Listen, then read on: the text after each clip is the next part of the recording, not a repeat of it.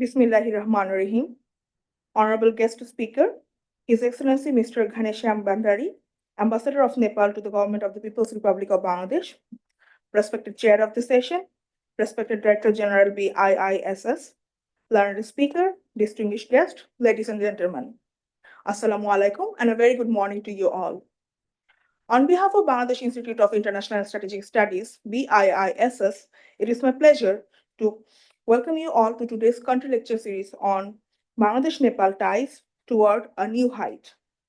Today, we are very much honored to have amongst us His Excellency Mr. Ghanesham Bhandari, Ambassador of Nepal to the Government of People's Republic of Bangladesh, as a guest speaker to enlighten us about Bangladesh-Nepal relationship. Dear audience, today's program will begin with a welcome address by Major General Iftikhar Anis, BSP, Director General BIISS. Then, Dr. Neela Ranjan Bishwas, Professor, Department of International Relations, University of Dhaka, will set the tone for the program. This will be followed by the speech of today's honorable guest speaker. Following that, the floor will be open for discussion and contribution from the respected participants. The session will be chaired by Ambassador AFM Gausul Alam Sarkar, Chairman BISS. May I now kindly request the chair of the session to kindly commence the program. Thank you. Bismillahirrahmanirrahim.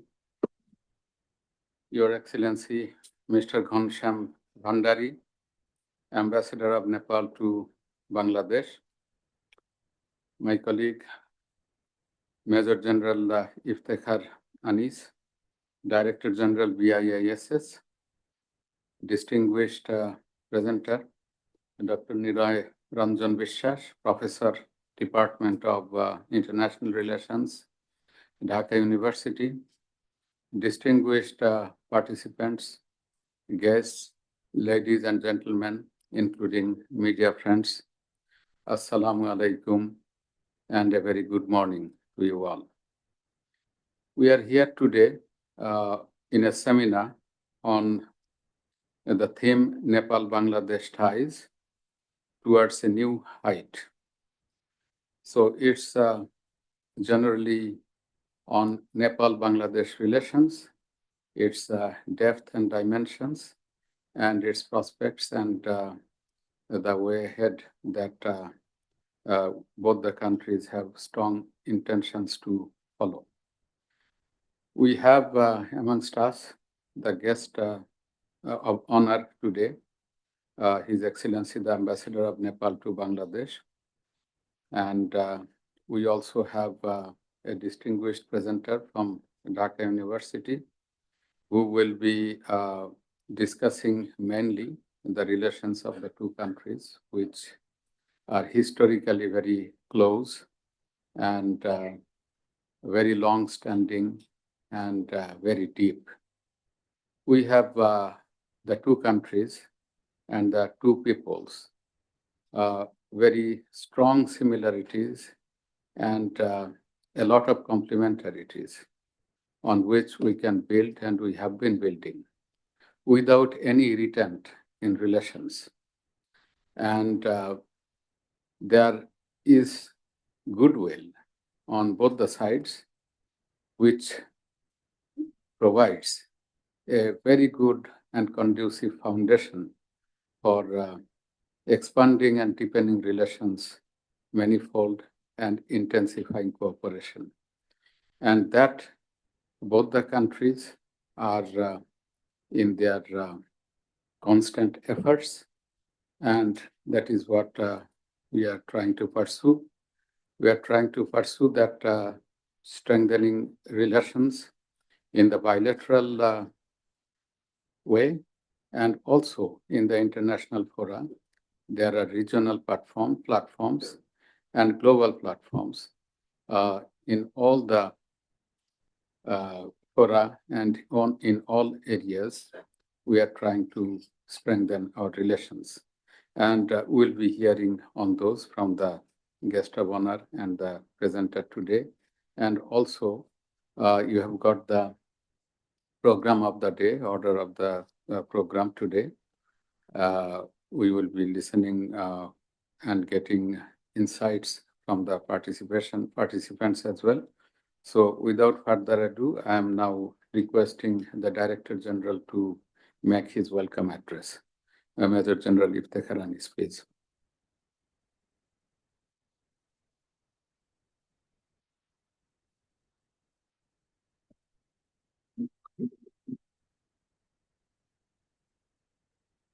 Bismillah Rahman Rahim. Honorable guest speaker, His Excellency Mr. Ghanesham Bhandari, Ambassador of Nepal to the Government of the People's Republic of Bangladesh, learned panelist Dr. Niloy Ranjan Biswas, Professor, Department of International Relations, University of Dhaka, respected Chairman of BIISS and Session Chair, Ambassador AFM Gausul Azam Sarkar, dear participants, esteemed audience, and distinguished guests, Assalamu alaikum, and a very good morning to you all. On behalf of the Bangladesh Institute of International and Strategic Studies, I welcome you to our country lecture series titled Bangladesh-Nepal Ties Towards a New Height. Our heartfelt gratitude goes to today's guest speaker for gracing the occasion with his presence. Ladies and gentlemen, since the establishment of diplomatic relations in 1972, just after Bangladesh gained independence, our two nations have embarked on a journey founded on friendship, mutual respect, and cooperation.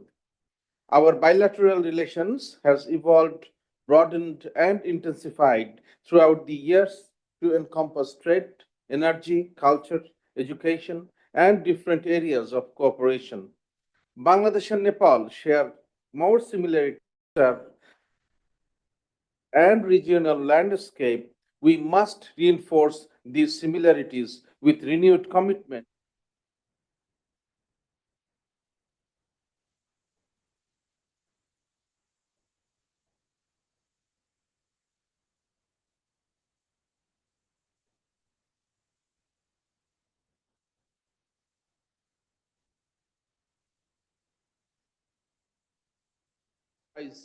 customs procedures and endorse joint initiatives that benefit both parties. Moreover, especially in ICT and fintech, these exist significant potential for enhanced collaboration in agriculture, manufacturing, and the service sectors. Cultural and diplomatic exchanges among youth, artists, professors, journalists, and others can greatly enhance mutual understanding and goodwill.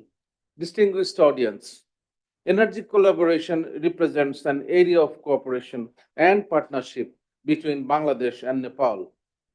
The substantial hydropower potential of Nepal and the energy demands of Bangladesh create a synergy, thus signifying a new phase in energy trade and economic exchange.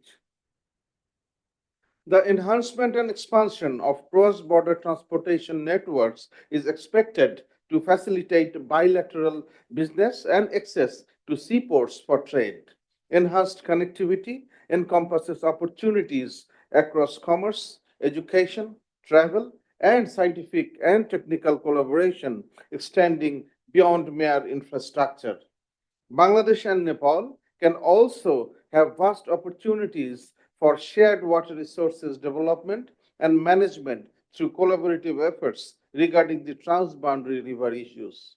Dear participants, scholarly collaboration and education provide optimism to address collective challenges ranging from climate change and disaster resilience to public health and governance. It is imperative to foster collaborations among universities, think tanks, and research institutions. Collaborative research and exchange programs will foster knowledge creation and cultivate enduring ties among future generations. Bangladesh and Nepal, as emerging nations of the global south, share similar objectives of peace, progress, sustainability, and equity. Our collaboration must be guided by a shared commitment to inclusive development, multilateralism, and regional solidarity.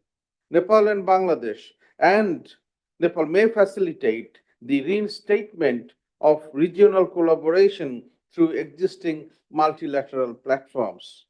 Ladies and gentlemen, we look forward to the lecture by His Excellency Mr. Ghanasham Bhandari, whose perspectives will surely illuminate many dimensions of Bangladesh-Nepal relationship.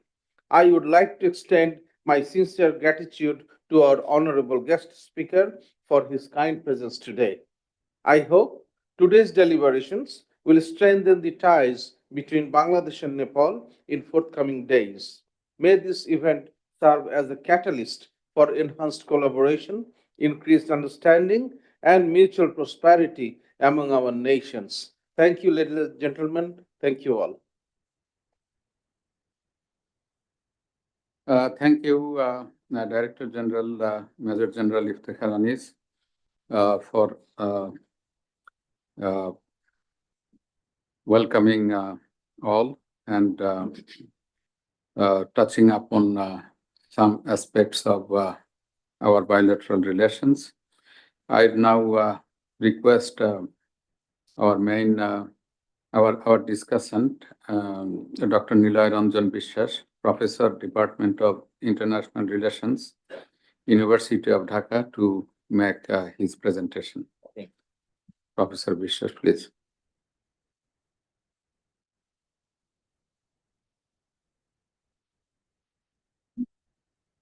Thank you.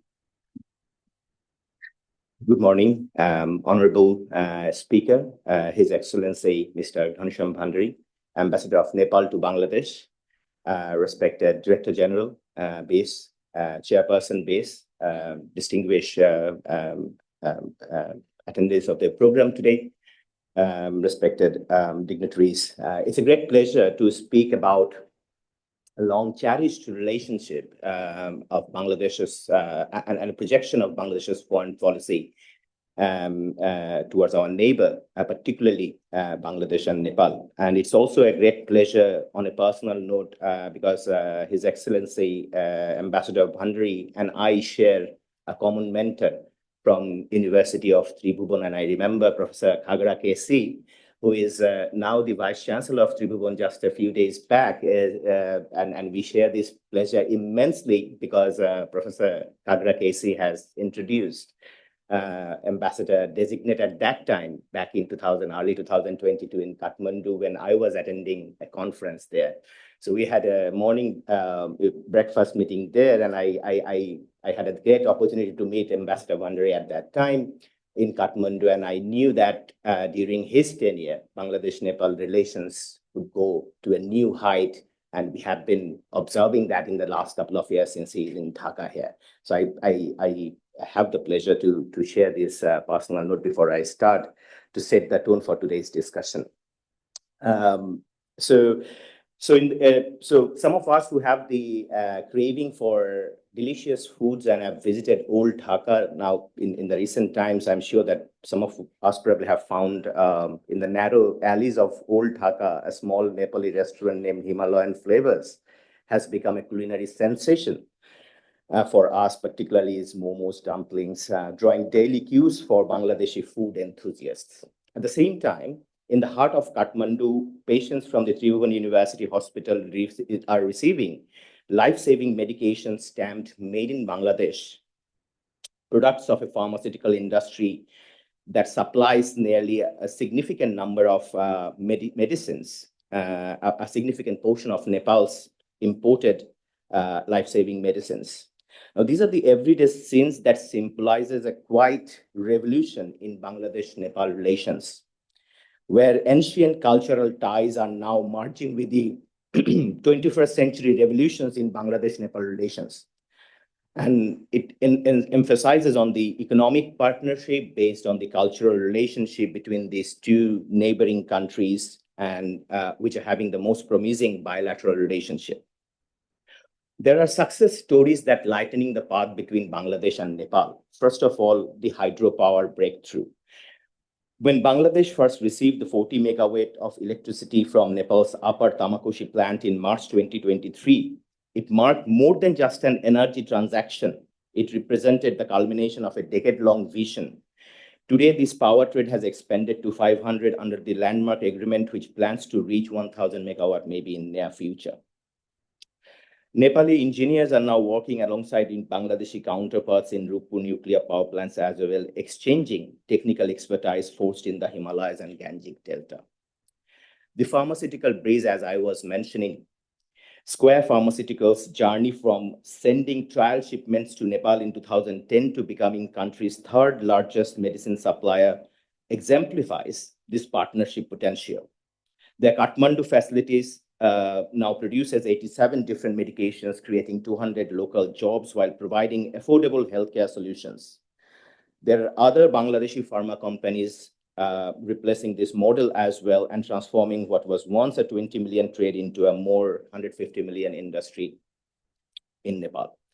The connectivity revolution is also very significant, defining the Bangladesh-Nepal relations as well. The 2024 inauguration of a direct cargo flight between Dhaka and Pokhara has reduced shipping times from perishable Nepali herbs from 5 days to 5 hours. This air corridor, coupled with Nepal's new access to Bangladesh's Mongla port, has increased bilateral trade volume by 37% in a year. The sight of Nepali ginger being loaded onto Bangladeshi trucks at Banglabandha port, a route that handled just 50 trucks monthly in 2020, is now capable of processing 300 trucks daily, which is a significant transformation in our economic relations. The relations of Bangladesh and Nepal, the bilateral relations between Bangladesh and Nepal is based on cultural affinity. Nearly 600,000 Bangladeshi tourists visit Lumbini annually, making them the largest pilgrim group at Buddha birthplace. Our diplomatic alignment is quite significantly visible in global platforms, for example, in UN General Assembly, where in most of these significant resolutions, we tie together, we align, and we vote for the sake of humanity, peacekeeping, and peace building as well. For example, in the recent cases of to establish the rights of the Palestinian in UN General Assembly, we always tied together, aligned, and voted in favor. We have demographic synergy. Bangladesh's manufacturing prowess complements Nepal's agriculture and hydro resources, creating a natural bonding, not only for the economic solutions of many crises, but also social and cultural heritages. In a recent Nepal trade fair in the last year, in 2024, and I quote His Excellency Ambassador Bhandari, he says, quote, "We have only just begun scratching the surface," unquote. I think this is a very significant statement, and this has to extend in the future as well. And I'm sure that in his speech, we'll get some guidance that how we will enhance this relationship in future. So walking through the bustling markets of Kathmandu, one can find Bangladeshi pharmaceuticals lining with pharmacy shelves, while in Dhaka, Nepali Neltins herbs have become staple imports. We have trade gaps between us, but there are ways how we can improve these and increase the trade surpluses between the two countries. Bangladesh's strengths are in this regard. The country has the world-class pharmaceutical industry, medicine capacities. We have our textiles, ceramic sectors that are gaining markets gradually. Nepal has untapped potentials, particularly in the context of exporting agricultural products. Its leverage in the herbal medicine, handicraft sector to capture more Bangladesh's growing middle-class market is a significant potential for us in future.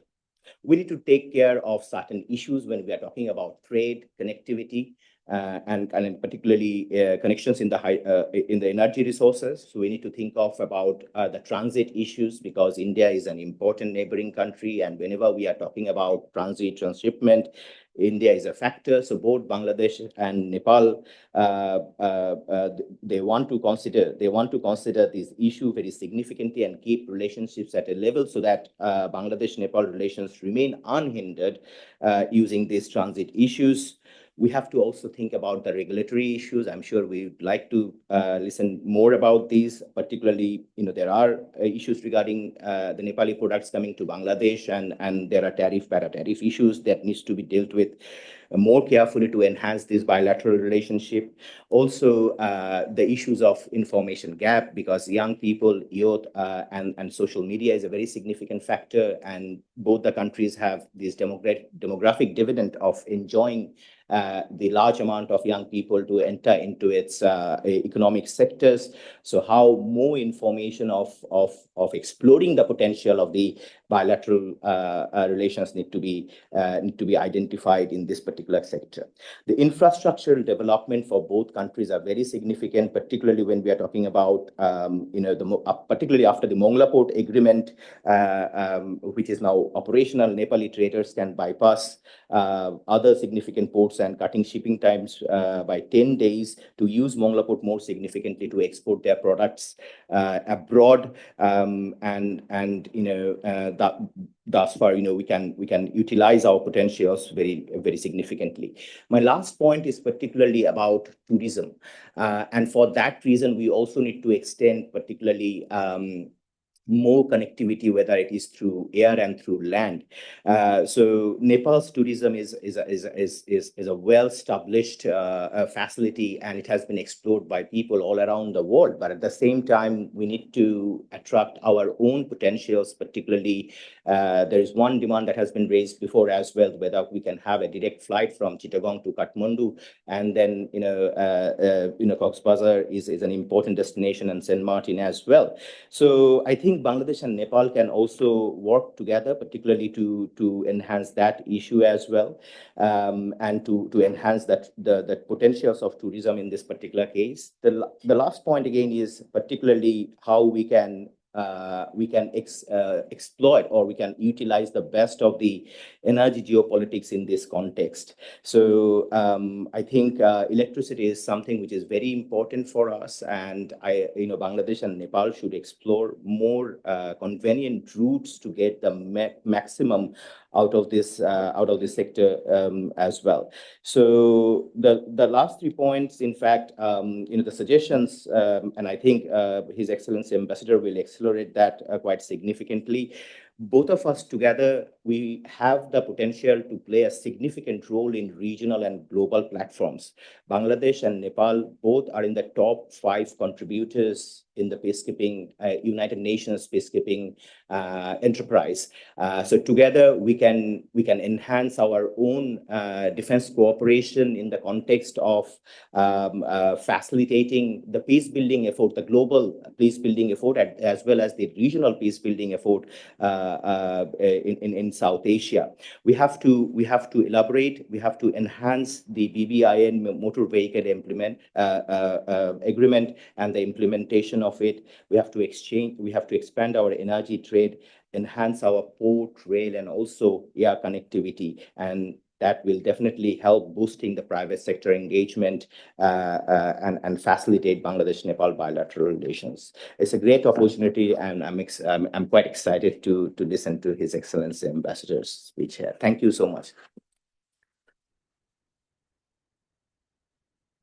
Thank you very much, Dr. Niloy Ranjan Biswas, for truly setting the tone of this seminar. Now we are going to listen to our guest of honor today, His Excellency Ambassador Ghanshyam Bhandari. Please, you have the floor. Yes, you can.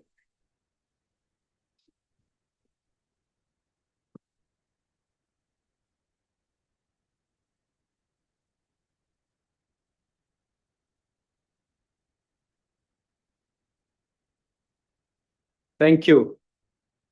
Thank you so much for this opportunity. Chairman of the Bangladesh Institute of International and Strategic Studies, Ambassador AFM Gausul Azam Sarkar, Director General of the Institute, Major General Mr. Iftekhar Anis, Professor, my dear friend Dr. Niloy Ranjan Biswas, distinguished guests, and friends from media.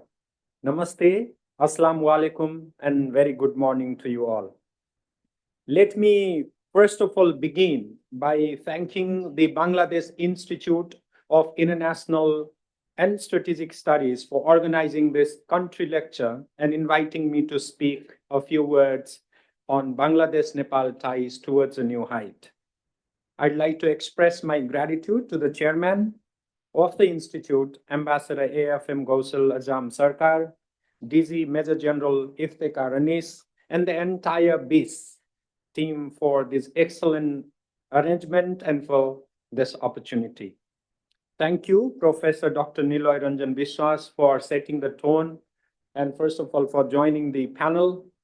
I fully endorse the points that you made.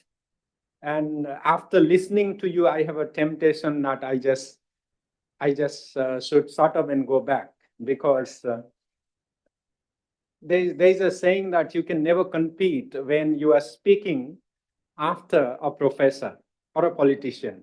And when professor speaks, he presents things in a very innovative and exciting way. He was saying whether my speech is going to be exciting, please do not expect that. He shed light on the major aspects of Nepal-Bangladesh ties with a particular focus on energy cooperation, pharmaceutical, culture and cuisine, and of course, people-to-people context, which are the vital components of our relationship. Having said this, however, we all know the canvas of Nepal-Bangladesh relationship is really vast, expansive, and wide. And when we are presented with a brush to paint on the same canvas, we have a habit of painting differently. And I am not an exception. I'll try to paint a picture of my choice, and I hope to do so by providing certain insights and perspectives, even if they do not present the full picture. I'll briefly shed light on 4 major aspects of our relationship. First, the spirit of true friendliness and friendship, true neighborliness and friendship, growing economic partnership, vibrant cultural and people-to-people exchanges, and finally, our shared pursuit of common goals through regional and multilateral frameworks. When we talk about Nepal-Bangladesh relationship, we are talking about a friendship that is based on mutual trust and tempered by time. It is not just about strategies, but about sincere friendship. It is also about our connections that are organic and natural in a real sense. Just like the rivers emanating from the towering Himalayas and flowing down to the shores, calm shores of the Bay of Bengal, our paths intertwine and converge towards shared goals of progress and prosperity. And most importantly, our relationship is about a shared story. We are the co-authors of this evolving story of development, our development efforts and adventures, which are sometimes humble, sometimes bold, but always in the sync. Though our diplomatic relations were established in 1972, connections and interactions between our societies and communities predate that milestone. Nepal was one of the first countries to recognize Bangladesh as an independent nation. Over the last 53 years, our relations have evolved across a diverse range of areas. Engagements at the highest political level and an exchange of high-level visits have further added dynamism to our relations. We have always stood with each other in times of need, be it during Bangladesh's liberation war, Nepal's devastating earthquakes in 2015, or the recent COVID-19 pandemic. Nepali people consider Bangladesh as one of their closest friends. Bangladeshi people are admired in Nepal for their entrepreneurship, determination, and resilience. I find the similar sentiments among our Bangladeshi friends in Bangladesh towards Nepal and Nepali people. We also relate to each other in terms of our opportunities and challenges. These attributes constitute what I call a true neighborliness, and they are nurtured by an enduring friendship. The second driver of our relationship is a growing economic partnership. While we should concede that our current economic engagements remain at the modest level, we have also made some significant advances in areas of trade, connectivity, energy, and tourism, among others. Over the years, our bilateral economic and commercial ties have grown steadily. While trade between our countries is gradually increasing, we are yet to make significant headways. We have been negotiating a preferential trade agreement aimed at boosting our bilateral trade. A dedicated trade negotiation committee, TNC, has been tasked with negotiating the PTA text, determining the rules of origin, and eliminating the product list. To fully tap the trade potential between our two countries, there is a need to further intensify our efforts to enhance trade and investment linkages, including by eliminating or reducing the other duties and charges that are levied on our products. We must also address the non-tariff barriers, including through upgrading the facilities at the customs stations, standardizing the procedures, and harmonizing trade regulations. While Bangladesh has generously granted Nepal access to Mongla and Chittagong ports, most of our trade takes place through the Banglaband land port. The use of seaports remains limited, primarily due to distance and higher cost of transshipment. Nevertheless, we remain optimistic about greater utilization of these seaports for bilateral and our third country trade, particularly through the Rohanpur-Sinhabad railway transit route, which offers possibilities for enhanced connectivity. When we deliberate on the new heights of Nepal-Bangladesh ties, power trade has emerged as the most promising avenue of our cooperation. Given Nepal's hydropower potential and Bangladesh's energy needs, energy cooperation is indeed a win-win enterprise. With the historic power flow of 40 megawatt of hydroelectricity from Nepal to Bangladesh via the Indian grid on 15th of November 2024, energy cooperation has opened a new chapter in our economic partnership. And I thank Professor Biswas for highlighting this. He's already touched upon the major points around energy cooperation, but just want to highlight that this implementation of the agreement, the tripartite agreement among Nepal, India, and Bangladesh, which was concluded on 3rd of October 2024 in Kathmandu, has opened a new chapter in our economic partnership. With this, regular transmission of power is scheduled to occur for 5 months annually from mid-June to mid-November, aligning with Nepal's peak energy production season. While this may be just a small, and I call it a baby step in our energy cooperation, it carries symbolic significance as it has the potential to generate new momentum for cooperation in power sector at both bilateral and sub-regional levels. Also, there are talks underway for a joint venture agreement between our two governments, between Nepal and Bangladesh, in the Sunkosi third hydropower project, which is quite a big one, which is 683 megawatt hydropower project. Bangladeshi authorities, I'm told, are also in touch with the GMR Company of India, which is developing 900 megawatt hydropower project called Upper Karnali, out of which 500 megawatt of hydroelectricity would come to Bangladesh once the negotiations between GMR Company of India and Bangladesh are concluded. There is one more economic and broader developmental issue on which we are working quite closely. We are both set to graduate from the least developed country category by 2026. Of course, we all know graduation is an important development milestone for both of us. But going forward, our countries are sure to confront various challenges, including due to the loss of international support measures.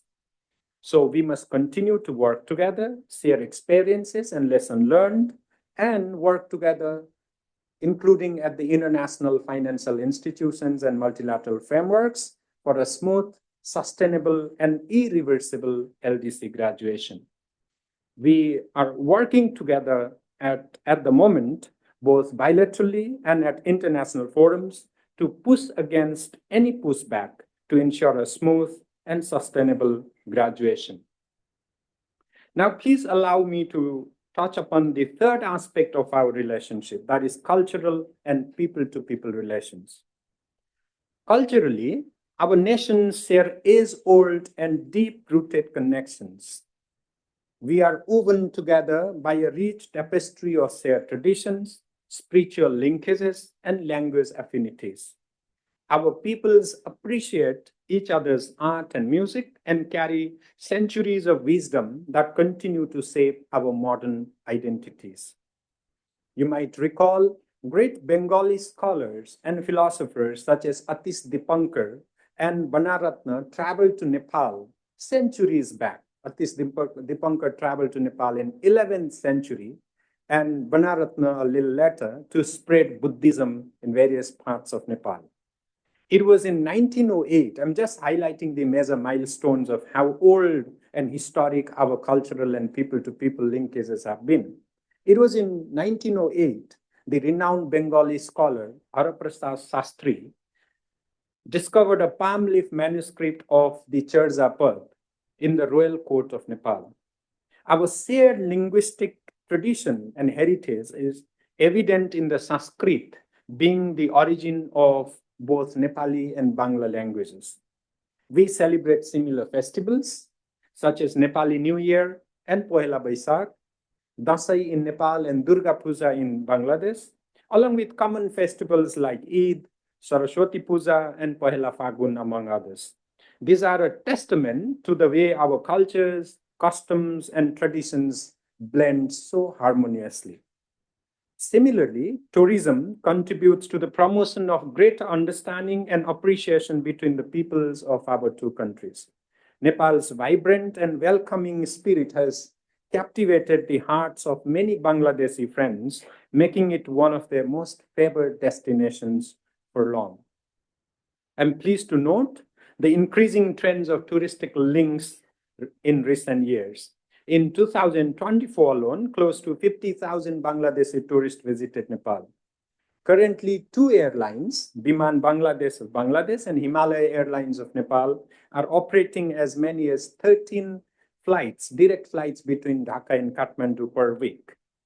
To further consolidate Nepal-Bangladesh tourism connections, as Professor Biswas also highlighted very accurately, our both sides need to make sustained collaborative efforts, including through establishment of tourism circuits.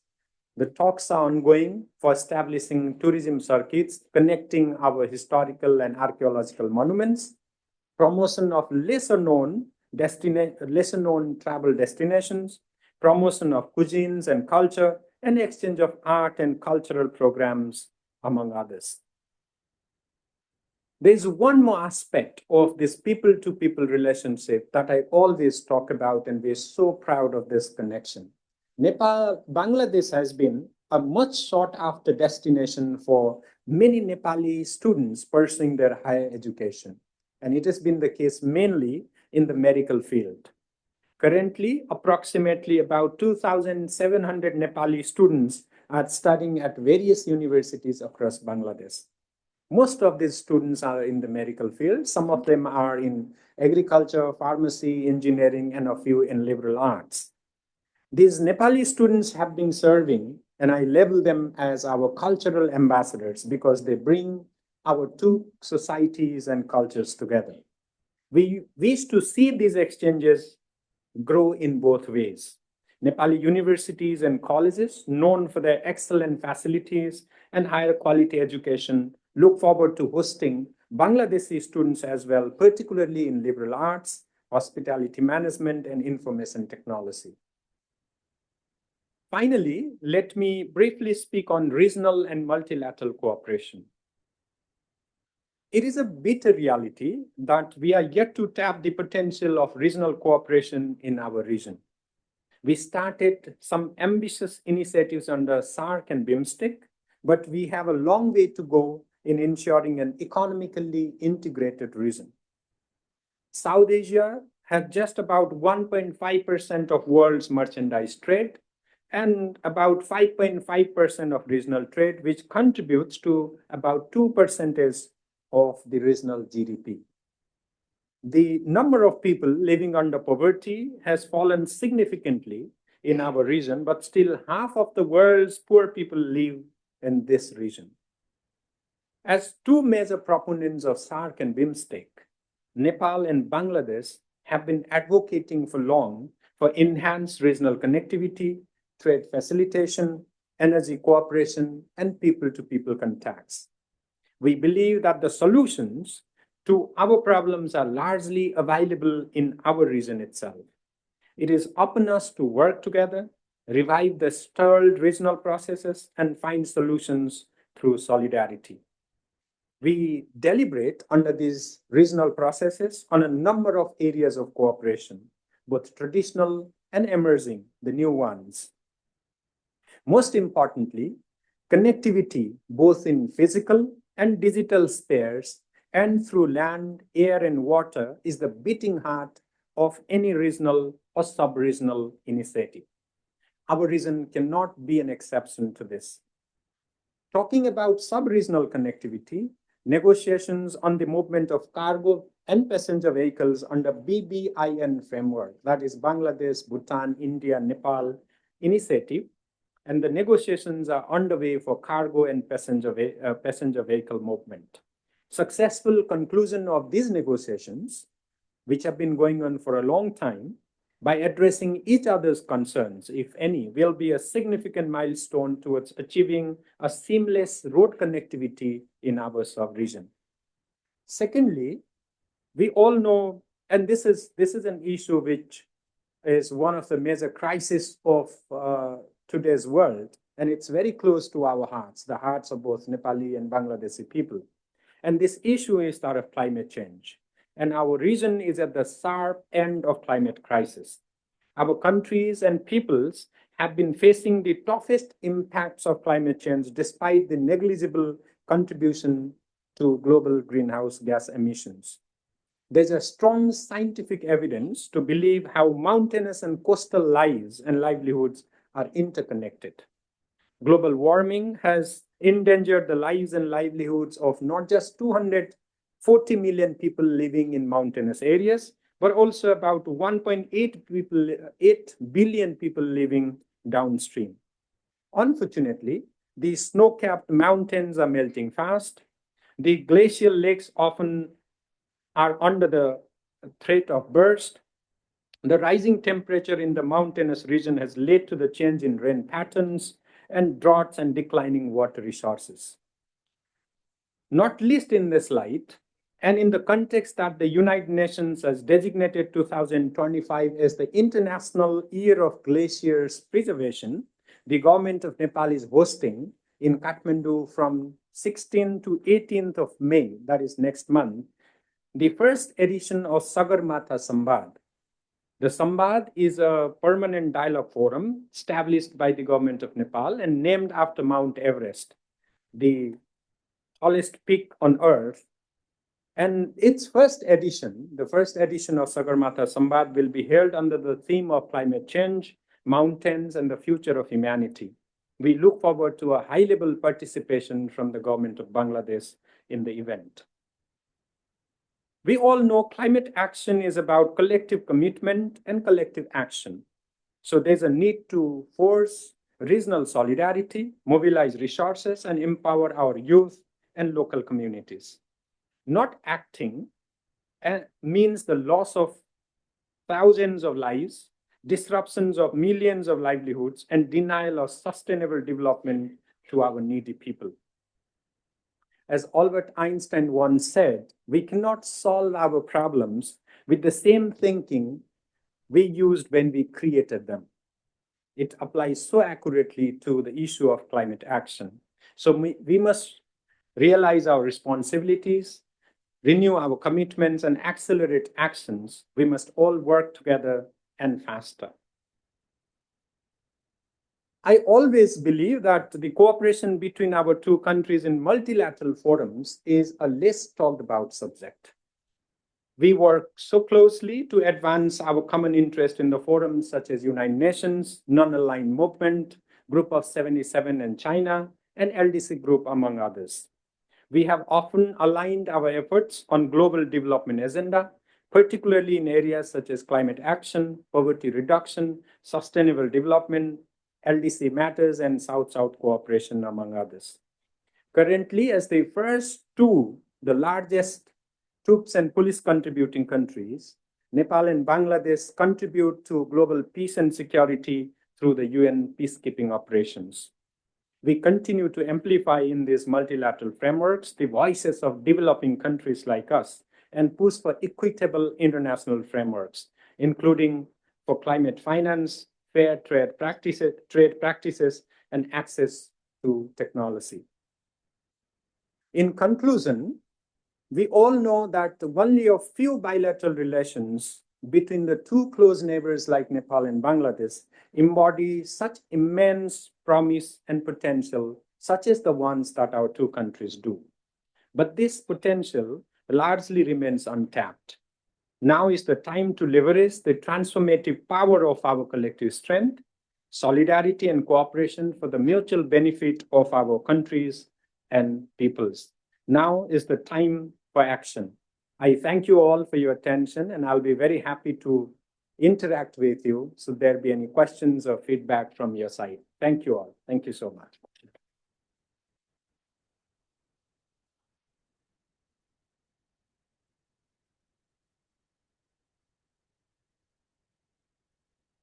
Thank you indeed, Your Excellency. It was a brilliant and excellent talk you have given. And you have,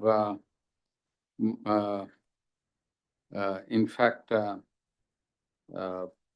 given a full account of our bilateral relations and relations in the context, in the regional and international context. And also in your talk, you have highlighted the strength points of our relations and also what need to be done and where we have issues and work to work out. Strengthening relations is an ongoing job between countries, and the peoples involved, they do their part, and also the governments through their ambassadors conduct the diplomacy for that, and that is what you are doing. And in your tenure and term, as we have seen, that you have been very active in doing that, and we hope your success and achievement in this. And indeed, we are happy that in your time, actually, this energy cooperation has seen the concrete outcome. We hope the relations will diversify in different areas. So now we have come to the part of open discussion. I'm going to open the floor for participants to make their comments and questions, so that truly, as the ambassador has expected, an interaction between the floor and the ambassador and the discussion take place. So please, when you intervene, please introduce yourself so that His Excellency understands the area of work, profession, or section that you represent. And please be very precise so that maximum number of participation happens. So the floor is open. Okay, Ambassador Shamim Hassan, and then Rear Admiral, and from behind, yes, we'll give you floor. Ambassador Shamim Hassan, please. Thank you, Mr. Chairman.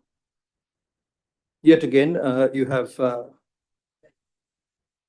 organized a very important country lecture covering relations between Bangladesh and Nepal, the two very close neighbors in the region. And this takes place at a time when I think there is much good to be expected in energized and enhanced interaction between close neighbors in South Asia. When I look at the title, Towards a New Height, I think the height question immediately relates to Sagarmatha. And I don't know if I'm wrong or right. I read somewhere that the height of Everest is increasing by 2 millimeters every year. Now that makes it challenging that if your reach is increasing, then your efforts must also be energized and enhanced in order to reach the ever increasing height of Sagarmatha. I think on the ground also we are seeing the need for enhanced cooperation. The other anecdotal reference I would like to make is when talking about food, I think both the keynote presenter and Ambassador yourself, you referred to food. Momo is something ubiquitous, and the word Bangla, Momo, is also a very dear one. It's used in the literature in the most emotional way, and I'm sure that you have picked up enough Bangla to understand what Momo means to us. So I believe that we have listened to a very, very important discussion here. Though you said somewhere that you are scratching the surface, it is very good that we are scratching the surface, because if we don't do that, we wouldn't know what lies underneath. I think one can go straight to the point of seeing, first of all, the trade gap. I think this is an issue which between any two set of countries sometimes reaches the potential of difficulties. And I think it is time enough for us to see, and I'd like to ask Professor Niloy Ranjan Biswas to give us some information as to where we could look at in terms of bridging the gap. Is it feasible for Bangladesh to think about investing in Nepal? How far the potential is there? And the other thing that is quite topical and instrumental in the march to graduation for both the countries, which was referred to by Ambassador Bandari, is the PTA negotiations. If possible, would like to hear either from you, Ambassador, or from Professor Biswas, the challenges that we are facing. In fact, PTA is an issue which is hobbling Bangladesh for a long time. We have tried with this or that country, but we haven't progressed much further on that. I think we also have to look at the soft issues, people-to-people contact. I think in our own student days, we have had the occasion or opportunity of having many Nepalese students studying in medical colleges. The trend is still on, as you mentioned, 2,700 students still are there. This is also an area where value addition is possible. And I think as an academician, Professor Biswas could perhaps tell us more on that. And lastly, I'd like to ask about the BBIN MVA, the motor vehicle agreement. And I think we have had a lot of time this agreement being subjected to long-term negotiation. What and where is it now stalled if it is not making any progress? Thank you very much.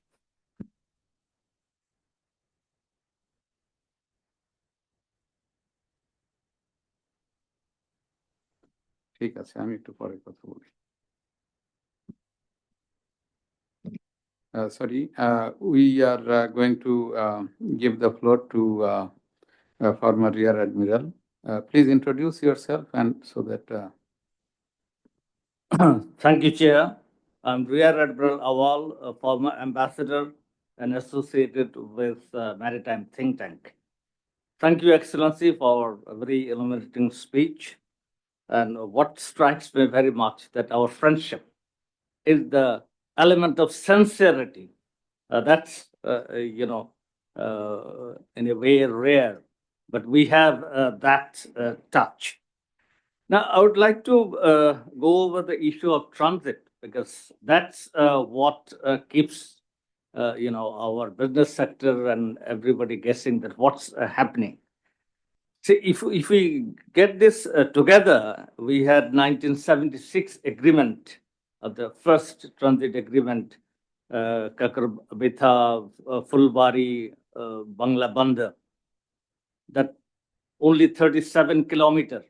That's the, the distance which cannot be negotiated. So that started with 76. Then we have this railway connectivity, Rahanpur, Shingarghat, and what is that? Biralganj. This is one. Then came the BBIN. Then we had the MOU between Bangladesh and India, and 29 of June last year. After that, that we had a political earthquake. So in that 29 June MOU, that is the time, I think, for the first time we heard from the Indian side that which Bangladeshis want, that I'll go with the truck and then I'll get it passed, which never happens. It's all ad hoc. So there it was told that Bangladesh has been given the transit through these routes. So given all this, where do we exactly stand?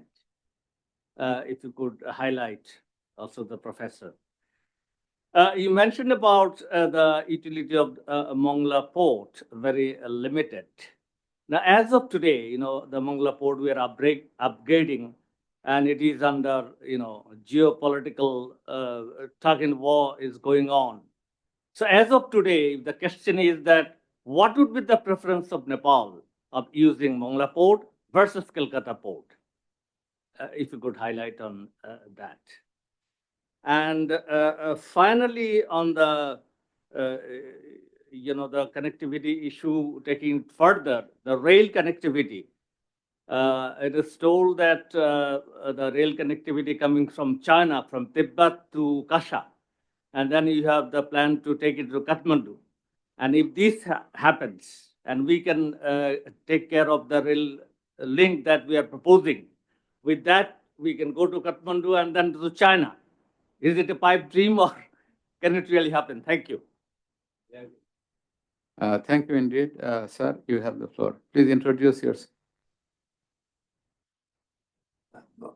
Thank you, sir, for giving me the floor. I am Professor Dr. Abdul Kalam Azad from BUP, Bangladesh University of Professionals. And I also work at NSU as part-time professor. Okay, my question was Dr. Excellence Bhandari. I remember I attended the Golden Jubilee celebration, here, and then I asked you 3 questions. And you were very happy, and then I was having tea outside, and he told me, gentlemen, you asked very, very good questions. So my question will be somehow related to that. Before that, I congratulate you for your very nice exposition, very excellent, and also Niloy, my younger brother, from IR. Yeah. So for his very, nice presentation of nitty-gritties of in Bangladesh-Nepal relation. My question is that, I asked you, I remember some 2 years back, I think, when we celebrated 50 Golden Jubilee of in Bangladesh, India, Nepal, in Bangladesh-Nepal relations. There, at that time, the talk was, our last regime, talk was about the mutual authon, the historical, we are supporting Lumbini monastery, under the aegis of the UNICEF, etc. I told straight, I don't want to listen to all these things. I want 3 questions, you see. And I take you from His Excellency Admiral, ex-Admiral General, that, you have painted your canvas with your own colors, from the perspective of Bangladesh-Nepal relation. I'll paint my canvas, on on a larger, on a greater plan, actually. I take the canvas, I elongate the canvas.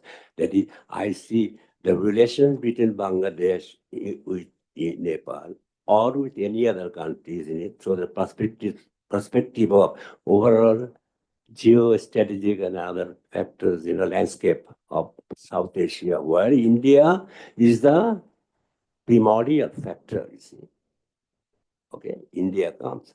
I agree, you see, we have many tangible issues. As I referred that with last year, last year June was very calamitous, for us. So I didn't know about that, there was an agreement for transit by the truck, Bangladesh, etc., to and fro.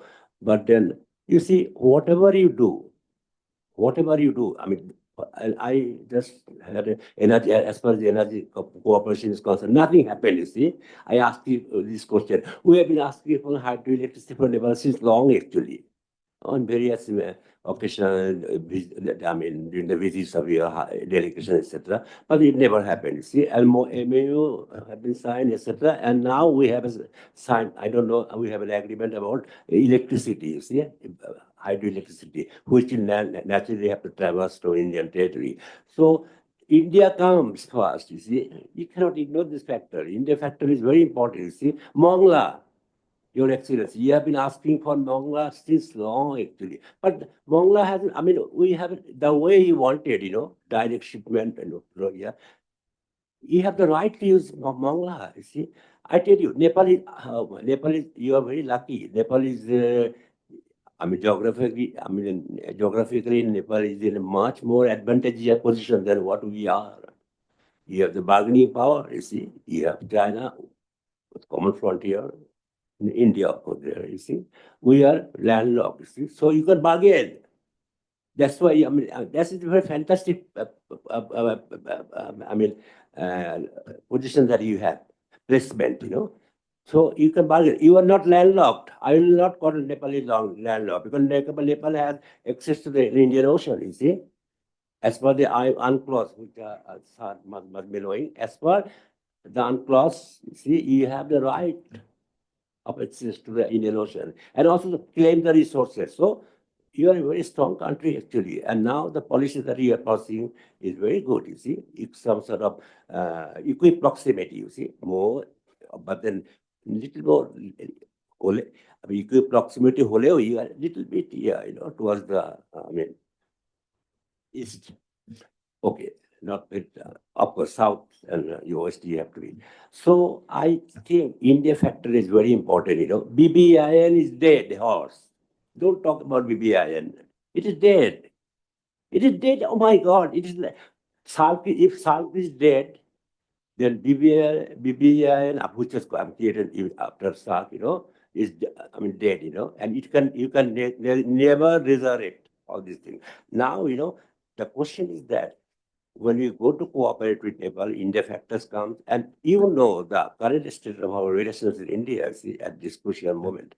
So I don't know how things will be materialized, These things we talk about, diplomatically we talk, mutual authon, cordial, this, that, shipment, there are, you see, Sir, commercial- please go to your points. Right. You raised But three I want to say about the contextual Indian points. factor. I want to hear about the Indian factor, that how India our future cooperation between Nepal and India, would it be impeded by this by the PBR this factor, you see? Because everything has to come through Indian territory, you see. And I want now, Your Excellency, how can you really take the measures to, fast measures, to make, to fulfill your demand of, your dream of utilizing Mongla port? Are you doing anything? In your country is for more, that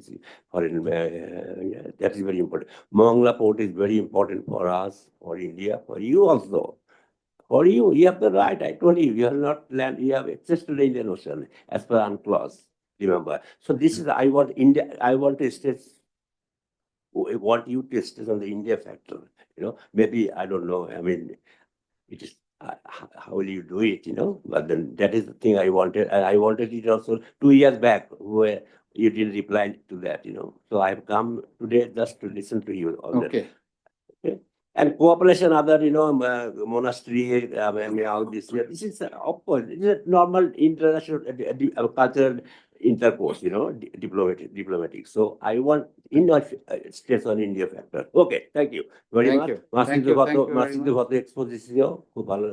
I really liked your yeah. Thank you very much. Yeah, please. Thank you, Mr. Siddiqui. Please, you have the floor. Basically, I am a trader, so my focus is on trade.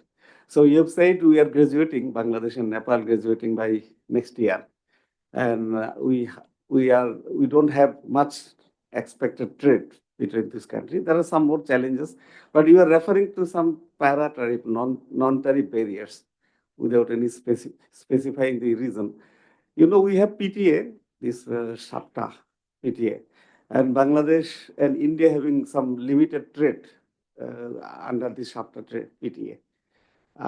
I don't know the status of business relation between this Nepal and Bangladesh. When I used to visit Kathmandu, I see the market is full of Indian products. Now the market is gradually taken over by Chinese product. I saw that the car, almost 100% car was almost from India. Now I can see many Chinese vehicles. And one of the retired Supreme Court just told me that if you come after 10 years, you will see 95% car vehicle from China. Very interesting. Now, is there any development between of free trade agreement? Because if we don't have free trade agreement, PTA, this SAPTA is not functioning properly. So I believe we can start negotiating. There are some casual discussion, but I don't know the latest status. I shall appreciate the discussion between Nepal and Bangladesh for free trade agreement, bilateral free trade agreement, and I shall love to listen from you the status of the discussion. Thank you. Thank you very much. We would request now Ambassador Mahmoud Hassan to intervene. Thank you, Chair. Now, I have just a small question. The SAARC Secretariat is in Kathmandu, and the 19th SAARC Summit has been held up since 2016. And Bangladesh government has expressed its desire that the summit be held as soon as possible. Is there any movement from the government of Nepal on this particular summit? Is the first thing. And the small second question is, the government of Nepal is now led by Dhan Bahadur Oli, I think, the Nepali Congress, the Communist Party of Nepal. How would you describe your relations between Nepal and India, Nepal and China? Thank you. Thank you, sir. Is there any interest for intervention? Yes. The lady from there first. Yes. Good afternoon, ladies and gentlemen. This is Fatimatu Zohra, Assistant Professor, Department of International Relations, Bangladesh University of Professionals. So I'm asking this question basically from like personal conversation with my Nepalese friends back in the US. When I was presenting my thesis paper on the human rights violation on migrant workers in Middle East, and they were asking me that they have the same problem and their causes and the impacts are the same, and every day coffins and dead bodies are coming in the airports with like all the trauma, the family and everything. So is it possible to do anything together through a regional organization or maybe in bilateral relations, because we have this shared trauma in terms of human rights violation? Because this is like about people-to-people connectivity from both the countries. So if it's possible to add this in terms of our like bilateral relations goals. Thank you so much. Thank you, Colonel Shahadat. Please introduce yourself. Assalamu alaikum. I'm retired Lieutenant Colonel Shahadat. Actually, I have two interests of studies. One is subjects related to China, and the second one rather is on tourism. So from that perspective, I have two small suggestions, direct suggestions.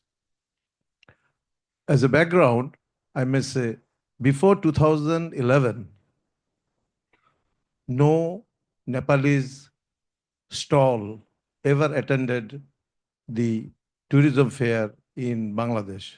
1 or 2 person maybe used to come singly and stand inside the Bangladeshi stall. In 2011, I had the opportunity to be the single consultant and coordinator of Asian Tourism Fair. And after writing to Nepalese and other embassies, Nepalese embassy were very kind to send their stalls in Bangladesh. The first Asian Tourism Fair was organized at Bangladesh-China Friendship Center in Agargaon. So since then, I had been following, and now about, as His Excellency said, about 50,000 people have visited Nepal. My direct suggestion is, if the authority of Bangladesh and Nepal, besides what publicly people are visiting Bangladesh and China, like Bangladesh Porjoton Corporation and the Nepal's tourism organization, jointly organize teams. Say, for example, 12 teams in 12 months. And those teams would be composed of business personnels, interested high officials, students, and from all sectors. I did not mean the government should sponsor it, but if the people, the common people knows that these are being organized by the authority, so there would be much comfort, security, and the visit would be fruitful. I think if such 12 teams can be organized from Bangladesh and 12 teams from Nepal, the interested persons will pay for themselves. Only thing, the authority will send these teams. The tourism in general or the business in general will boost up a greater. It's my personal opinion. The second suggestion to both the countries is, from my personal experience, I have seen the Nepalese students coming to Bangladesh, well, where there are accommodations like medical hostels, medical universities, or agricultural places, they are staying there. But a bulk of students are staying privately here and there in Dhaka. And many a times, they are suffering like anything, frequently shifting their positions. The focus from the study at times shifts towards the sufferings. To solve this, I may suggest that Bangladesh and Nepal jointly may think of establishing or making or renting some flats in suitable places where Nepalese students with the facilities of Nepalese culture can stay and study here. If we can do that, then the more number of Nepalese students will come here. My third point is a little smiling. I'm not an expert on energy, but frankly speaking, when I think there's so much of electricity in Nepal, but we are yet to explore from there, I very widely imagine the electrical engineers or the experts or the scientists from Nepal and both, if they could invent, I say it's my wild imagination, but I know in the current world, there is no end of invention. I only wish if the scientists of both the countries could find some mechanism that electricity are being thrown from Nepal and collected in the tower in Bangladesh, or can make such small batteries which can preserve 100 megawatts or 300 megawatts battery. I only very widely imagine that someday the reality will be like this. The meaning of my saying these no matter by what kind of negotiations, bilateral negotiations, of course, through the negotiations of India, we must explore and bring electricity from Nepal. Thank you very much, sir. Thank you. The gentleman here, please introduce yourself. Thank you, sir. I'm Dr. Mohammad Abul Hussain, member Joint Rivers Commission. Bangladesh and India are not connected by land, but we are connected by the rivers. Most of the Ganges tributaries are coming from Nepal. So 70% of dry season flow is coming from Nepal. We have very, very good relation in water sector. We had many meetings, and last year we signed an MOU. Honorable His Excellency Ambassador, you were also present there. We are exchanging data. We have a good relation, and we agreed to do some joint research on climate change and other areas. However, if we really want to optimize benefits from a river basin, we must form a river basin commission.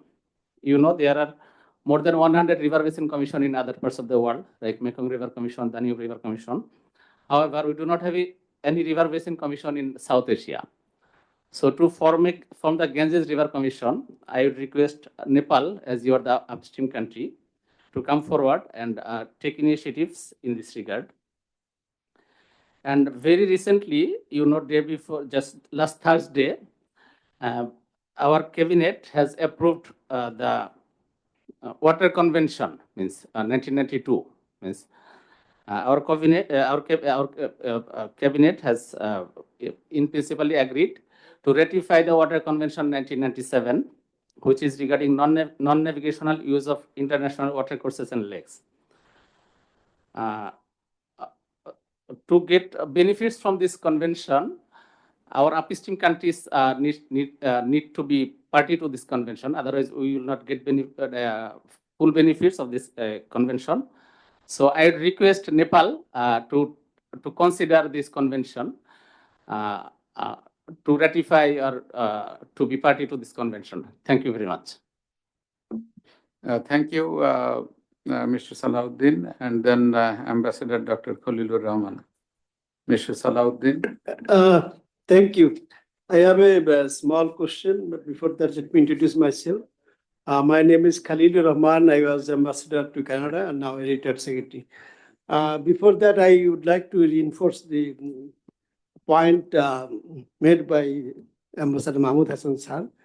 As a host country of SAARC, what Nepal can do in support of hosting the next summit or to strengthen the SAARC mechanism. And my question is that we're very happy this economic cooperation partnership is going great, going stronger day by day. And you talked about Ambassador signing of preferential trade agreement between the two countries. So my question is that given the cancellation of the transshipment agreement and subsequent decisions by the government of Bangladesh to suspend or stop exports through land ports, how do you see the growth of trade between Bangladesh and Nepal? Thank you. Thank you, Mr. Salahuddin. You have the floor.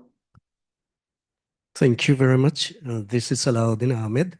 I'm a storytelling volunteer for the dementia patients, and I'm also a trainer for caregiver of the dementia patients. I was a broadcaster, faculty, and member of Bangladesh Energy Regulatory Commission. We do share many things. Rivers which carry the tears of pains of both the people. But to me, the most important thing or entity that we share as siblings in the region or subcontinent is a very, very big brother, Dada or Bordada. So we have to be very intelligent and, of course, wise and tactful in handling relations with different levels of countries, bigger, smaller, same size. But I felt really, really assured that Honorable His Excellency mentioned while co-authoring the history of relationship between the two countries, Nepal and Bangladesh. At times they become bold and at times they become humble, very, very assuring positions. And particularly the big brother I was mentioning, I saw them to be formidable at times, fantastic, and at times funny, and of course, many a time friendly. So we have to be very careful, and it's really assuring that they're at the position which every smaller countries particularly should be working like. In fact, not in all areas, but particularly in the power trade, as there is huge potential, and we are of course exploring and going ahead in the right path. But for the power trading issues, we have to be very careful. And Honorable Ambassador mentioned also that at times, particularly while nurturing the relations of countries, among the countries, at times they become friendly, or at times they become strategic. So I am sure that they will be doing the right things in case of, so that we can, together we can go much, much ahead and forward. Be strategic, be friendly, be humble, or be bold. Thank you very much. Thank you. I think we have one last request for intervention. The lady from behind. Please introduce yourself. Hello everyone, I am Naima Tarinum. I am from Dhaka University. My major is economics. So apart from the geopolitical current scenario and the power grid sector and the hydropower breakthrough and other discussions, I want to ask and talk about the trade diversification scenario of the current existing market in Bangladesh and in Nepal. So in this both country, we are like looking about limited product existing in the current market.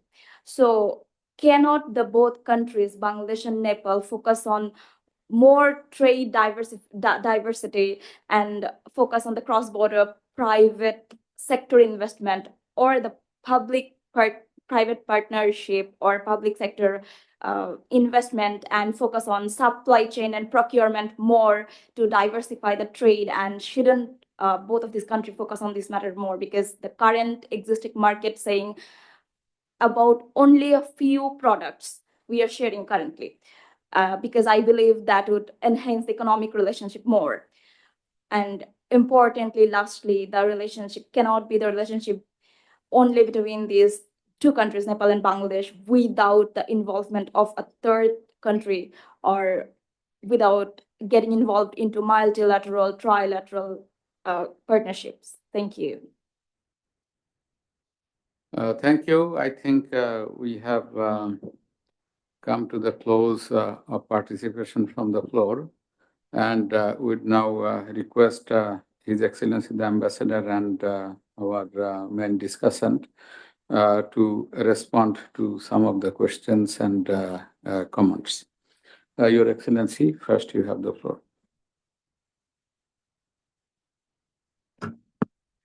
Thank you.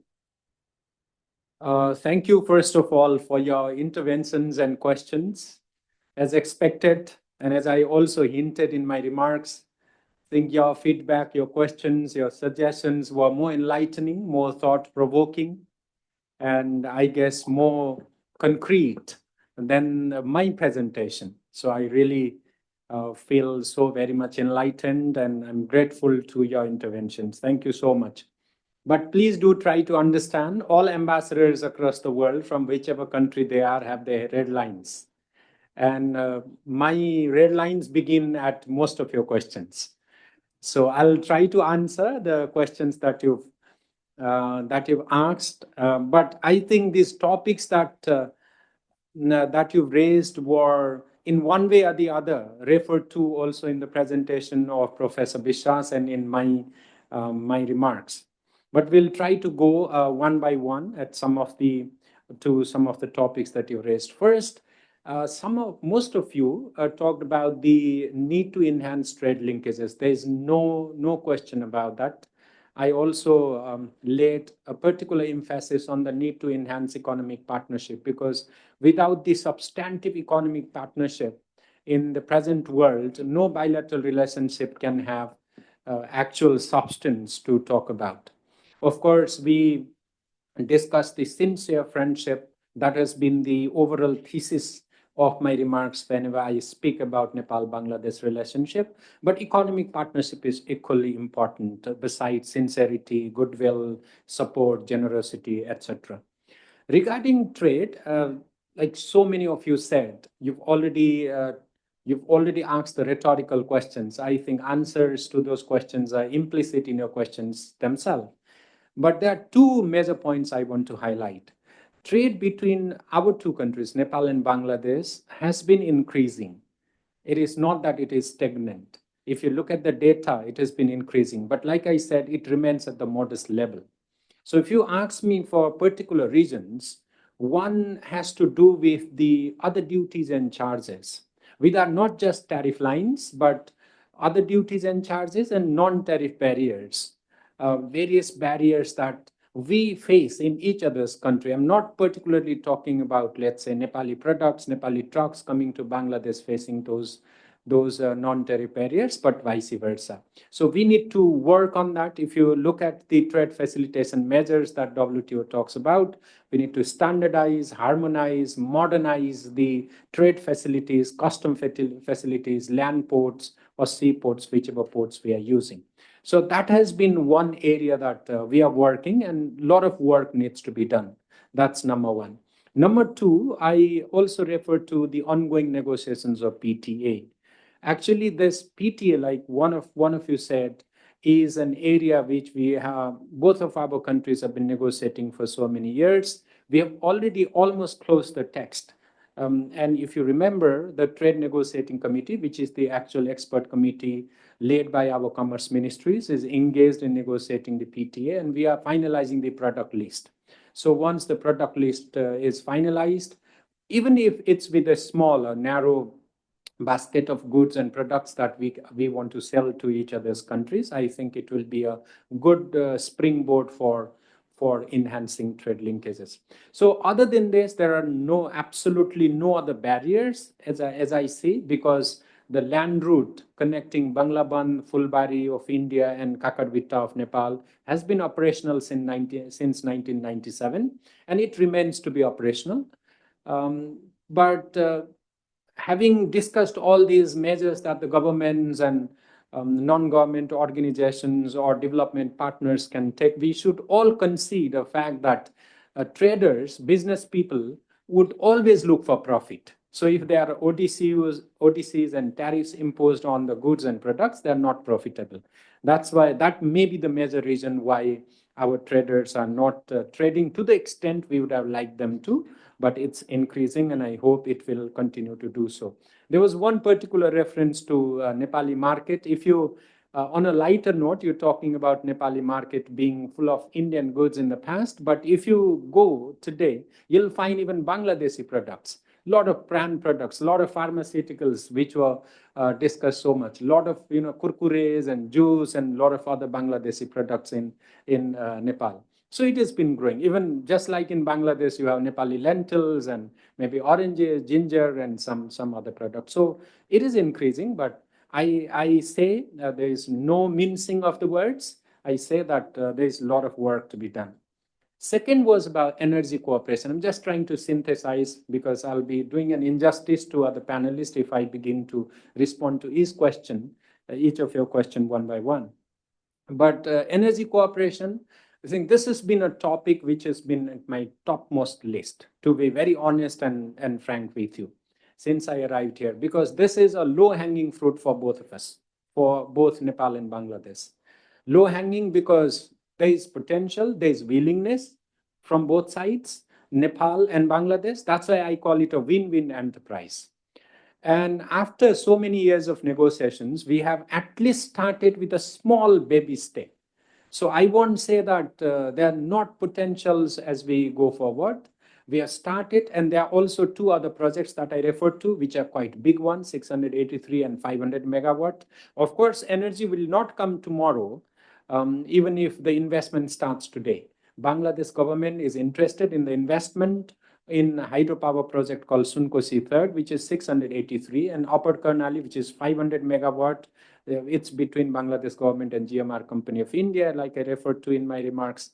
So if these projects materialize, there'll be some significant hydroelectricity from Nepal flowing actually to Bangladesh.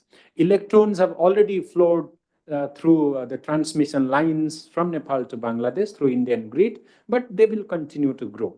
That is my hope, and I'm fully confident that we'll continue to make progress.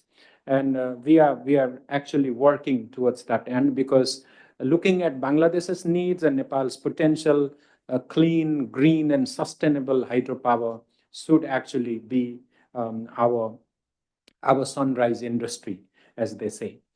Third one is BBIN. BBIN, I think I discussed this in length in my remarks as well. BBIN was concluded in 2015, you might know, the motor vehicle agreement.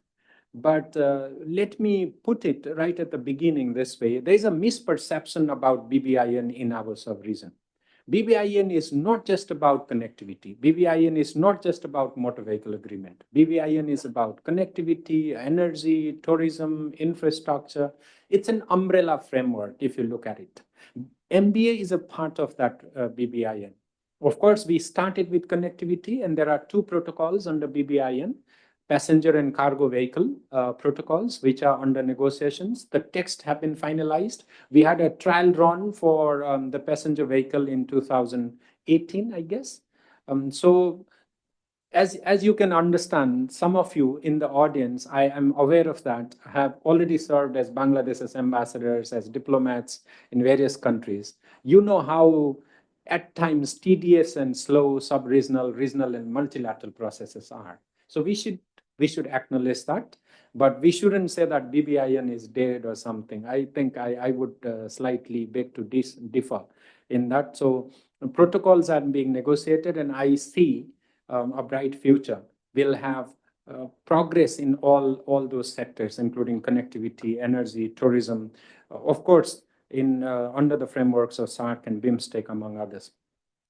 There was a very direct question about Mongla port preference, and my direct answer to that question is Nepal, government of Nepal has no preference over one port, one port over the other, because it's all decided by the traders and business people. If it becomes beneficial, profitable to them, they would definitely come. And if you ask me about Mongla port, it has been in the priority of the government of Nepal. If you look at the high-level visits and exchanges, we've always said, compared to other ports, Mongla is closer, nearer. If you look at the distance from land port of Nepal to Mongla port, and that has been the priority. Because the connection between Singhabad-Rohanpur railway track was not completed in the past. Now I think the transshipment from Mongla port to the land port of Nepal is costlier than the ones from various other ports that Nepal is using. That is the only reason. I myself visited Mongla port a couple of months back. I was really impressed the way they are building and upgrading the facilities at Mongla port, and Nepal and Nepali business community is actually looking at it. And I am hopeful sooner than later we'll try to utilize the port facilities that are so generously offered to Nepal by the government of Bangladesh. There was one question about LDC graduation, and this is again a very personal issue to me. Am I taking too much of time or? Okay, a very personal topic because I was myself in our mission in New York when this LDC graduation resolution was negotiated in 2021. I led, in a way, the negotiations along with my colleagues at the mission. And of course, Bangladesh mission was very closely, we and Bangladesh mission were very closely engaged in finalizing the resolution. If you look at some of the operative paragraphs, there are some new additions to the resolution. I think it's operative paragraph 5, which guaranteed 5 years preparatory period. Normally, UN would give, UN CDP, Committee for Development Policy, would recommend 3 years of preparatory period. This time we got 5 from 2021 to 26. That was owing to the COVID-19 pandemic and of course our own vulnerabilities to climate change, earthquakes and disasters of various types. So we were able to convince our development partners. So LDC graduation is a huge development milestone for both Bangladesh and Nepal. And we, like I said, want to make it really smooth, sustainable and irreversible. That's why Nepal and Bangladesh are working on 2 fronts. One, bilaterally, we are finalizing, both of our governments are finalizing smooth transition strategies that are needed to ensure the smooth transition that begins from the end of the preparatory period. Transitional period is actually called the 3-year period, beginning from 2027. So that smooth transition strategies, which we are charting and devising the strategies for ensuring the smooth transition. Our 2 governments are working. And number 2, at multilateral institutions, including at the UN, WTO, and various other international financial institutions and multilateral frameworks. So that's another front on which we are working, because we need as many privileges, as many benefits, as many concessions as possible for the graduating LDCs, even after 2026. So that's where we are working, and we continue to do so. There was one particular question about migrant workers. I fully agree with what you said. Of course, migration is an important and a priority issue for both Nepal and Bangladesh. I also had the opportunity to serve at our mission in Geneva, which is accredited to IOM and Colombo process and various other institutions, ILO, which deal with the rights and interest of migrant workers. And Bangladesh and Nepal, trust me, are absolutely on the same page when it comes to the rights and interest of migrant workers. And we continue to do so in regional and multilateral forums, including at the bilateral ones. There was one question about tourism fair. Again, I just endorse what you said. But if you look at the tourism fairs that Bangladesh government and also the private sector of Bangladesh organizes, these years you'll find a huge presence of Nepali travel and tour entrepreneurs, huge delegations. Since I arrived, I think there have been at least 8, 9 or 10, I don't know, I've stopped counting. So many delegations come and participate. They have big pavilion and they promote Nepal. And so these connections, because we are mindful of the fact that until and unless private sector, travel and tour entrepreneurs and private sectors engage quite substantively in building B2B linkages, governments will have little to do in promoting people-to-people exchanges. So we are committed to that. There was also reference about joint venture to facilitate Nepali students. I think that's a good suggestion. Not too sure whether we can actually implement it soon, but this is a very good suggestion, to say the least. Now, towards the end, I think there was one particular question about SAARC, a very common question that we have been getting since 2014. Nepal has been a chair of this regional process for over 10 years. The last SAARC summit was held in Kathmandu in 2014. And we all know how things have been stirred since then. Our technical committee working groups have been meeting, but member states have not engaged substantively in political, at political levels. But as the chair, those of you who raised this question, you know very well SAARC is a consensus-driven process. So unless and until every member state agrees and is in consensus with the overall process, be it the summit or ministerial or any other agreement or convention, we have little to do. Of course, chair will have some facilitating role, and Nepal has been doing, if you look at the efforts that Nepal has been making, we have been doing our part, and we continue to do so. And when it comes to revitalizing SAARC, I cannot but just assure you that Nepal and Bangladesh have been on the same page. We have been saying that SAARC is a very important regional organization, and we need to do our part to revitalize it. I don't know whether I tossed upon the most important question. If I left any, please do forgive me. But to conclude, I would just want to say that based on the presentations from the chairperson, Director General, and Professor Biswas, and my own remarks, and of course your questions and feedback, I have a feeling that we have said almost the same thing, maybe with certain twist, but we were cooking the same recipe with the twist of our own spices. We're saying the same thing about Nepal-Bangladesh relationship.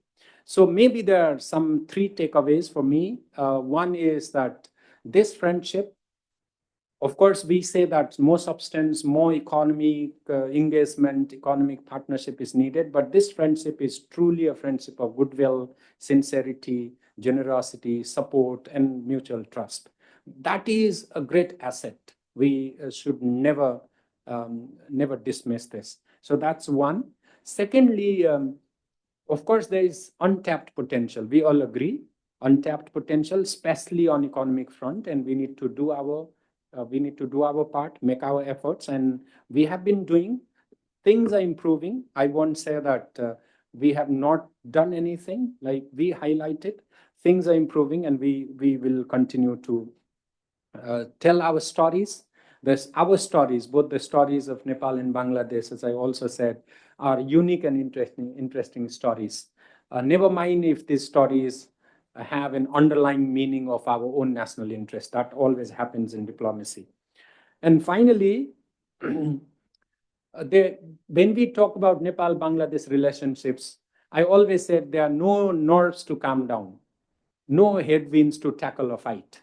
There are always tailwinds that are pushing us towards the right direction.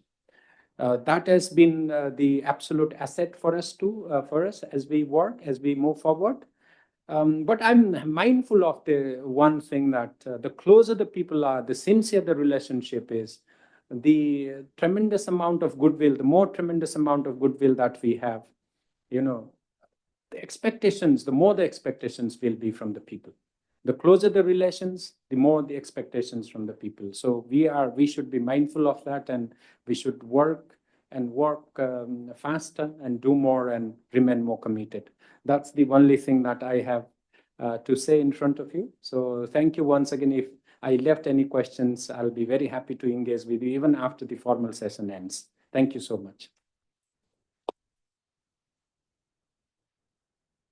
Thank you, Your Excellency, for your equally brilliant response to the comments and questions raised from the floor. We would now request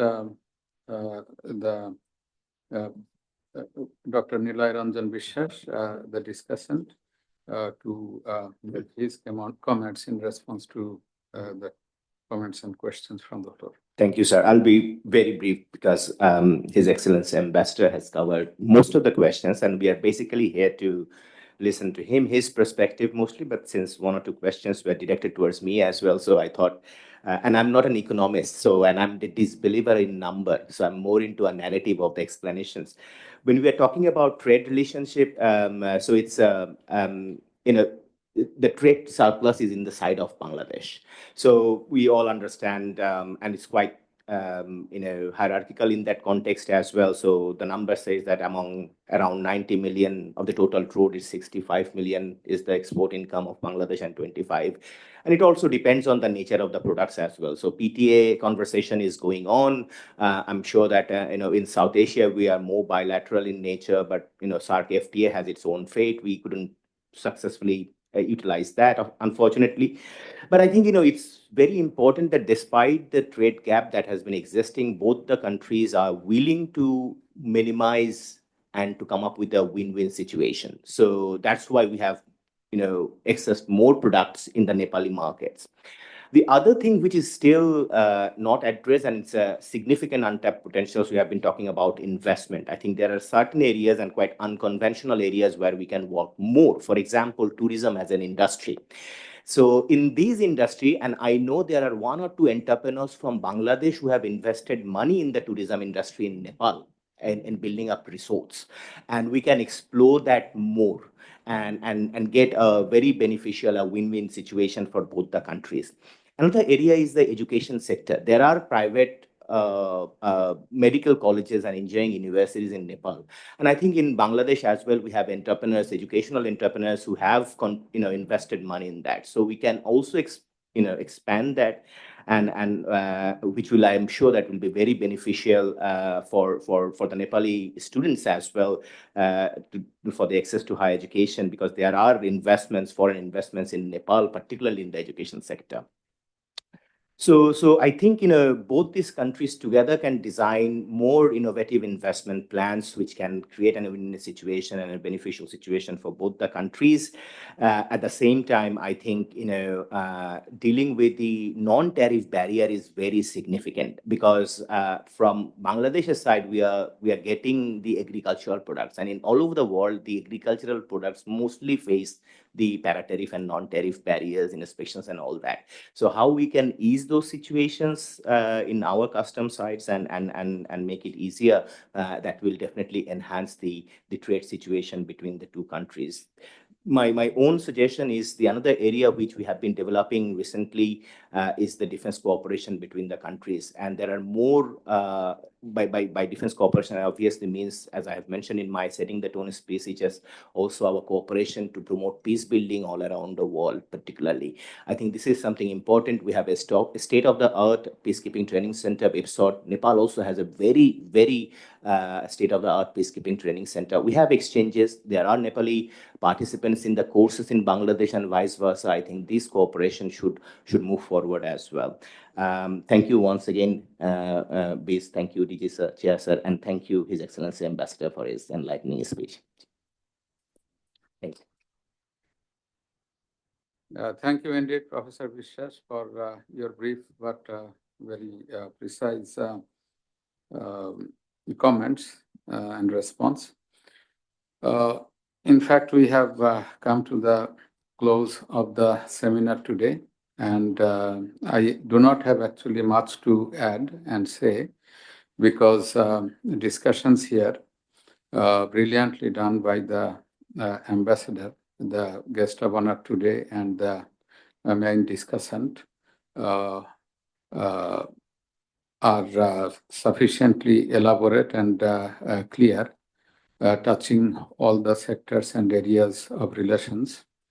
And also the experts, former ambassadors and experts in different fields, they have participated, and they have also pointed out and made very incisive comments on the relations and made particular suggestions. So most of the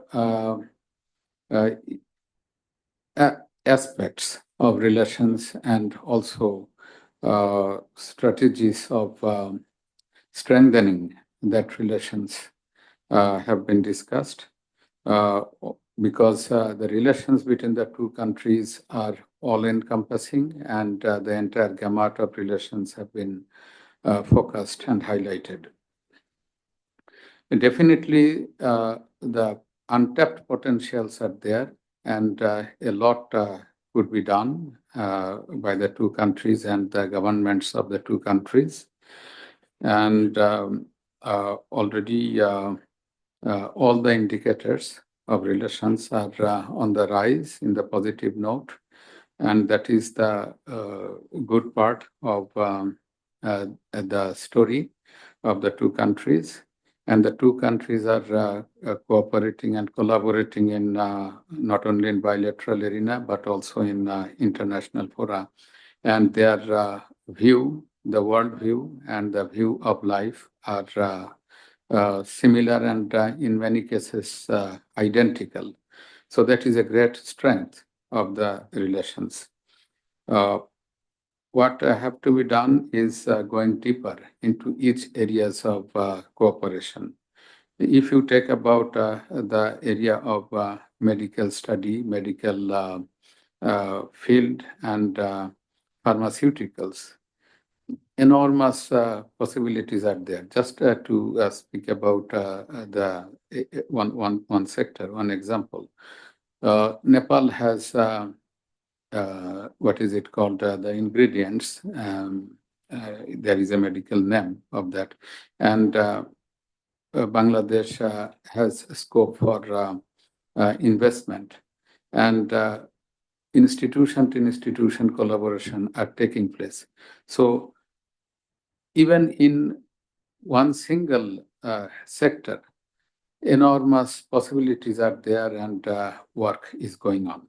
So the same can happen in the emerging area of energy cooperation and in the area of connectivity within the regional frameworks and sub-regional frameworks, for which a lot of legal preparation have been done and process is still going on. We need to remain optimistic and hopeful.